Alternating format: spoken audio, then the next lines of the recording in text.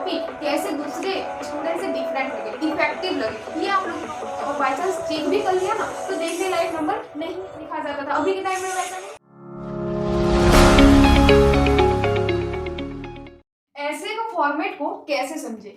ऐसे का फॉर्मेट को समझने से पहले ना बच्चा एक जो डाउट रहता है स्टूडेंट का मन में, वो डाउट हम क्लियर कर देना चाहते हैं। बहुत सारे स्टूडेंट का ये डाउट रहता है कि क्या हम लोग ऐसे को पैराग्राफ वाइज ऐसे लिख सकते हैं या फिर नहीं लिख सकते हैं। तो वैसे स्टूडेंट का हम डाउट क्लियर कर देना चाहते हैं कि अगर आप लोग ऐसे को अपना पैराग्राफ वाइज लिखते हैं तो आप लोगों का ना इतना अच्छा नंबर नहीं आएगा जितना आप लोग सोचते हैं। आप लोग सोचते हैं ना कि इतना नंबर मेरा आ जाएगा, उतना नंबर आ जाएगा, वैसा देखने लायक नंबर नहीं आएगा। इनफैक्ट हमको लगता है ना कि टीचर कॉपी को चेक भी नहीं करता, और बाई चांस चेक भी कर लिया ना तो देखने लायक नंबर नहीं आता है। मेरा ये एडवाइस रहेगा कि अगर आप लोग ऐसे लिखते हैं ना तो एकदम फॉर्मेट वाइज, एकदम ढंग से, एकदम प्रोसेस के साथ, एकदम तरीका से लिखिए। ऐसा पैराग्राफ वाइज लिख देंगे ना तो फिर नहीं चलेगा। जैसे जैसे दिन दुनिया आगे जा रहा है, इंडिया मॉडर्न होते जा रहा है, हर चीज में चेंजेस आ रहा है, तो फिर ऐसे में क्यों नहीं चेंजेस आएगा? पहले के टाइम में होता था पैराग्राफ वाइज ऐसे लिखा जाता था, अभी के टाइम में वैसा नहीं लिखा जाता। एक फॉर्मेट होता है, एक प्रोसेस होता है, एक तरीका होता है, तो उस प्रोसेस के साथ, उस तरीका के साथ ही ना आप लोग करेंगे। तो तरीका को फॉलो कीजिए, प्रोसेस को फॉलो कीजिए, आप लोगों का नंबर भी एकदम अच्छा आएगा। तो अभी हम आप लोगों को ऐसे का जो फॉर्मेट होता है ना कि क्या क्या आप लोग ऐसे में अपना डालेंगे, क्या नहीं डालेंगे, ये हम आप लोगों को बताने वाले हैं। जो पहला फॉर्मेट है वो है इंट्रोडक्शन। आप लोग चाहे कोई भी ऐसे लिखे, किसी भी तरह का ऐसे लिखे, आप लोग चाहे घर में बैठकर ऐसे क्यों ना लिखे, प्रैक्टिस क्यों ना करें, या फिर एग्जाम हॉल में जाके ऐसे क्यों ना लिखे, आप लोगों को ना अपना ऐसे को स्टार्टिंग इंट्रोडक्शन से ही करना होता है। और इंट्रोडक्शन ना आप लोगों का सिर्फ 2 से 3 लाइन का होता है, ज्यादा लाइन का नहीं होता है। आपका इंट्रोडक्शन को पढ़कर टीचर ये जान लेता है, ये समझ लेता है और ये भाप लेता है कि आप लोग अपना आगे का ऐसे को किस तरह से लिखे होंगे। वो बोला जाता है ना कि first impression is the last impression, तो सेम केस इसमें भी उसी तरह ही ऐसे का जो पहला इंप्रेशन होता है ना वो है इंट्रोडक्शन। इंट्रोडक्शन को ही पढ़कर ही टीचर ये समझ लेता है कि आपका ऐसे में क्या लिखा होगा, और ये भी जान लेता है कि ऐसे में कुछ खास लिखा होगा या फिर नहीं लिखा होगा। इसीलिए कोशिश कीजिएगा, और हम हर किसी को बोलते हैं कि भाई अपना इंट्रोडक्शन जो है ना, ऐसे का इंट्रोडक्शन वो एकदम धाकड़ लिखा करो, एकदम दमदार लिखा करो,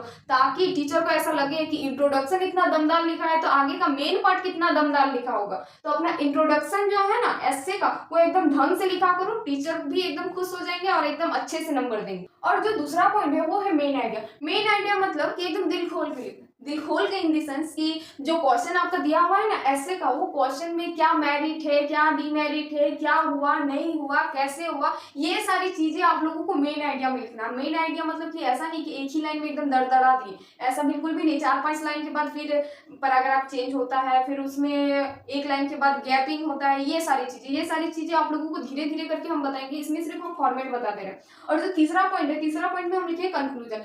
मतलब कि आप लोग जो ऐसे लिखे हैं ना उसका कंक्लूजन क्या निकलता है, सारांश जिसको हम लोग बोलते हैं, सारांश क्या निकलता है। आप लोग जो इतना बड़ा ऐसे लिख दिए हैं 1000 का, 1200 वर्ड का, तो उसका सारांश आप लोग उसमें एक्चुअली बोलना क्या चाह रहे हैं, वही को हम कंक्लूजन बोल रहे हैं। कि कंक्लूजन में आप लोगों को ना कुछ ऐसा लाइन लिखना होगा जिसमें आप लोग अपना ऐसे को पूरा एकदम लिखे हैं।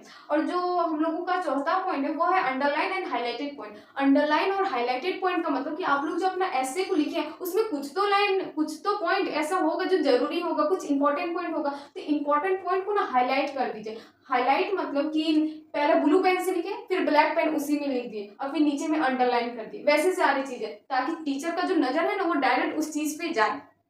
उसके बाद है फिगर। फिगर में हम इतना फोकस नहीं करते, बट कोई कोई होता है जो यूज कर देता है। फिगर आप लोगों के ऊपर डिपेंड है, अगर कहीं पर भी ऐसा जरूरी पड़ा तो आप लोग फिगर का भी यूज कर सकते हैं अपना ऐसे में, और नहीं पड़ा तो ज्यादातर हम देखते हैं कि फिगर का यूज नहीं करते। और जो है लास्ट वाला पॉइंट वो है सम क्वाइट्स। सम क्वाइट्स का मतलब है कि चुटकुला वगैरह, शायरी वगैरह, अगर आप लोग कहीं पर भी जैसे न्यूज़पेपर हो गया, सोशल मीडिया पर हो गया, कुछ भी शायरी वगैरह पढ़े होंगे, कुछ भी चुटकुला सुने होंगे, और आप लोग ऐसे लिख रहे हैं और उससे मैच करता हुआ कुछ भी शायरी या फिर चुटकुला आपको याद आ गया, तो आप लोग अपना ऐसे में ना वो चुटकुला को, शायरी को यूज कर सकते हैं। यूज करेंगे ना और टीचर ये चुटकुला को, शायरी को पढ़ेंगे ना तो टीचर को पढ़कर अच्छा ही लगेगा, लेकिन मैच करता हुआ होना चाहिए। ऐसा नहीं कि ऐसे दूसरा कुछ आप लोग लिख रहे हैं और शायरी दूसरा कुछ घुसा दे रहे हैं, ऐसा बिल्कुल भी नहीं करना है। अगर आप लोग अपना फॉर्मेट यूज करना चाहते हैं तो अपना फॉर्मेट यूज कीजिए। तो हम एक तरीका बता रहे हैं, कितना सारा तरीका होता है, इंट्रोडक्शन, मेन आइडिया और कंक्लूजन, ये तीनों हर कोई यूज करता है, हर स्टूडेंट यूज करता है अपने ऐसे में। लेकिन ये जो तीनों हम लिखे हैं ना, ये तीनों हर स्टूडेंट यूज नहीं करता, अपना अपना तरीका होता है भाई। अगर आप लोगों के भी पास कुछ तरीका होगा तो आप लोग अपना तरीका को ऐड ऑन कीजिए।